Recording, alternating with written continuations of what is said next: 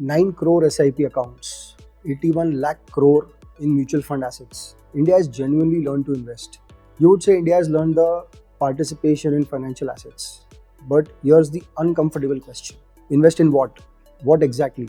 What your SIP money is going into. Most SIPs track the Nifty 50, and the Nifty 50 is almost 37% financial services plus oil and gas, consumer goods, autos. These are India's most successful companies, but they are yesterday's winners. This is an index of the present, not the future. Take the typical Indian HNI portfolio, say 10 crore portfolio. He will invest 4 crore in real estate, 2.5 in FDs, maybe 2 crore in Nifty SIPs, 1.5, 2 crore in gold, and expected a blended return of 7 to 8%. It is safe, comfortable, but not transformative. And many of our clients tag the small and mid cap investing as risky and illiquid investments.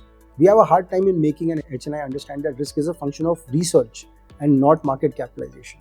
Typically, a 1,000 crore net worth Indian over a coffee discussion would criticize that India has not, have its own AI engine, pharma sector imports API, etc., etc. Let's run the numbers differently. Gold over 20 years, 6 to 7%. Tier 1 real estate, net of maintenance, 4 to 6% returns. But quartile 1 PMS and AIF has comfortably given 18% returns.